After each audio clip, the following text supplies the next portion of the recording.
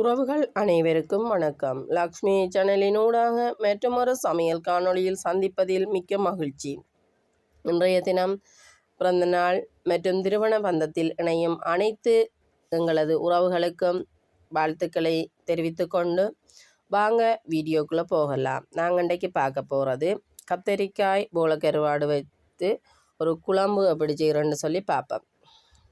இதுக்கு நாங்கள் 1 kilo கத்தரிக்காயும் 1/4 kilo போலக்கருவாடும் எடுத்துருக்கிறோம். கத்தரிக்காயை நீள்வாக்கில் cut பண்ணி தண்ணியில் போட்டு வச்சுருக்கிறோம். கருவாட்டையும் க்ளீன் பண்ணி எடுத்து வச்சுருக்கிறோம். இப்போ நாங்கள் அடுப்பில் ஒரு பாத்திரத்தை அடுப்பில் வைப்போம். கரை சமைக்கிறதுக்கு தேவையான அளவு எண்ணெயை விட்டு அதில் கடுகு, சின்ன சீரகம், பெருஞ்சீரகம், வெந்தயம் எல்லாத்தையும் போட்டு பிரிய விட்டுட்டு நீள்வாக்கில் கட் பண்ணி எடுத்த 2 பெரிய வெங்காயம் எடுத்துருக்கிறோம். அதையும் அதில் விட்டு உள்ளி எண்ணாங்க தோலோடு இடித்து எடுத்துருக்குறோம். அதையும் நாங்கள் போட்டு நல்லா வதக்கி எடுத்துட்டு நாங்கள் கட் பண்ணி எடுத்து வச்சுருக்கிற கத்திரிக்காயையும் இப்போ வதங்குற வெங்காயத்தோடு போட்டு வதக்கி எடுத்துக்கொள்ளுவோம். நல்லா வதக்கி கொள்ளுவோம்.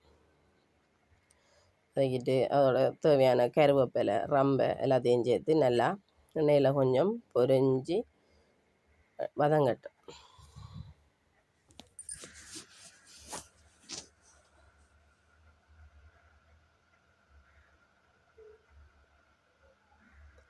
இப்போ நல்லா பொரிஞ்சு வதங்கி வந்துட்டு இப்போ நாங்கள் இதுக்கு தேவையான கறித்தூளை சேர்த்துக்கொள்ளுவோம்.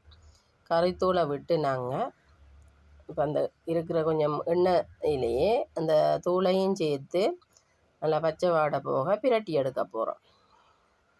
எண்ணெயோடு சேர்ந்து கத்தரிக்காய் அதில் சேர்த்த மசாலா அதுகளோடெல்லாம் சேர்ந்து தூள் பிரண்டு பொரிஞ்சு வரும். வந்த பிறகு கறிக்கு தேவையான அளவு தண்ணி விட்டுக்கொள்ளுவோம்.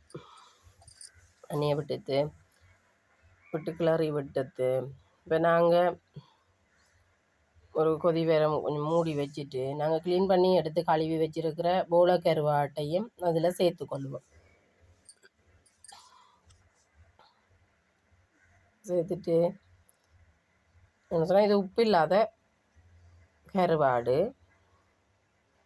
அப்போ நாங்கள் உப்பு சேர்த்துக்கொள்ளணும்.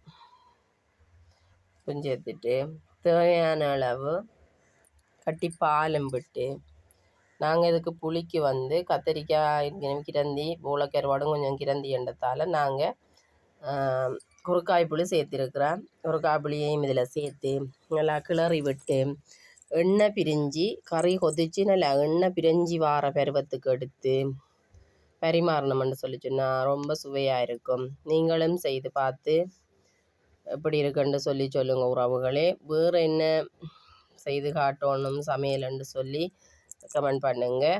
எங்களோட சேனலுக்கு புதுசாக வரவங்க சப்ஸ்கிரைப் பண்ணி பெல் பட்டனை ப்ரெஸ் பண்ணி விடுங்க. நன்றி.